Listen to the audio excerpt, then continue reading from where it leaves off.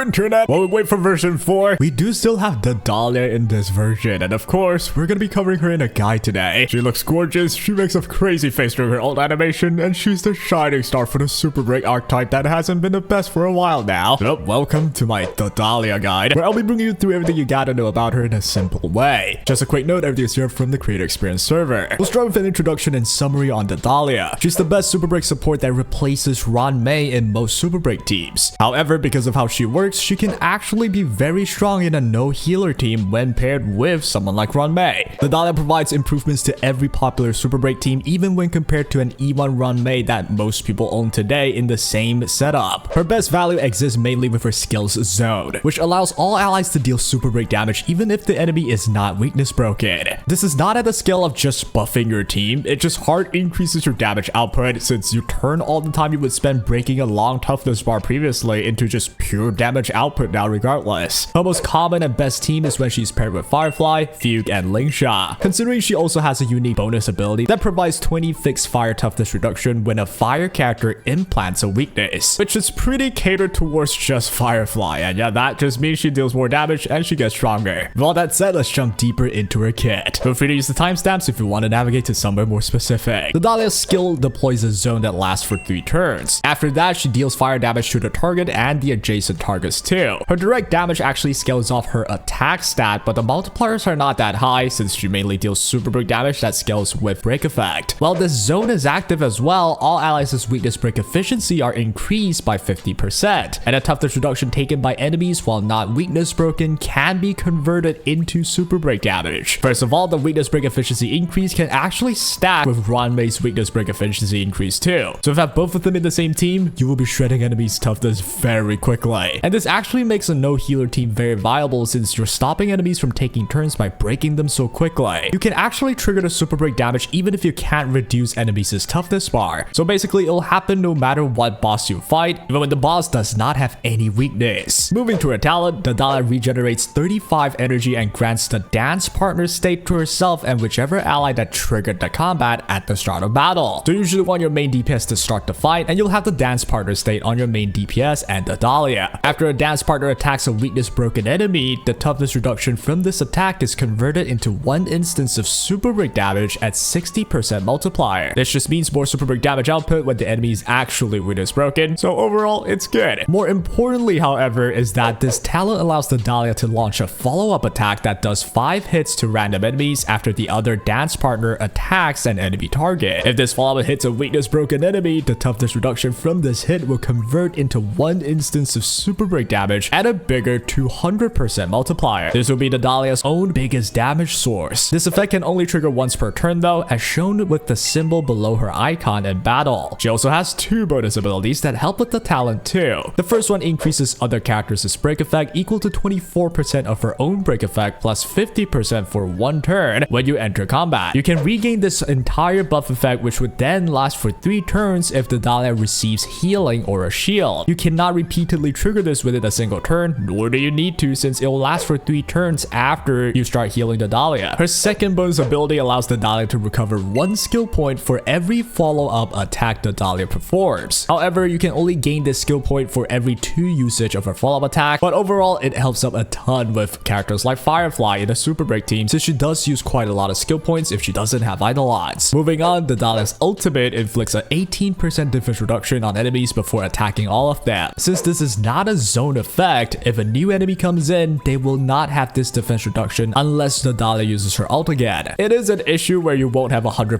uptime if the boss changes phase or if a new enemy spawns, but it's not too big of a deal in the grand scheme of things. Continuing on, her ultimate also applies weakness of all dance partners' elements to enemy targets too. This will help a lot with super break characters that don't implant weakness that often or at all. The Dahlia's final bonus ability provides a 30% speed buff for an ally if they add a weakness to an enemy. On top of that, if an ally fire character, which is basically saying Firefly, implants a weakness when using an attack, the Dahlia would deal 200 fixed amount of fire toughness reduction after the attack for every target with the weakness implanted. Overall, this just means you break enemies even quicker and deal more super break damage since you convert the extra toughness reduction into super break damage via the Dahlia's kit. This ability also regenerates energy equal to 10% of max energy for the ally. It'll mostly be Firefly, and this solves her energy issue, so she absolutely will get her second ult by using only one skill. It makes her way smoother. The Dahlia's technique here allows her to immediately deploy her skills zone in battle, and you convert the combat triggering toughness reduction into 1 super break damage at 60%, but only against enemies that are weakness broken. All very helpful, but the main thing will be for the zone to be up, and that is all for a kit. And it's obvious that the Dahlia drastically allows super break characters to shine way better compared to before, and it's also very obvious that Hoyo is catering Firefly, especially with the Dahlia. So if you're a Firefly fan or super break fan in general, the Dahlia will be a must pull for you. Let's move on though onto her light codes. Obviously the best in slot will be her own, providing her with good 60% break effect stat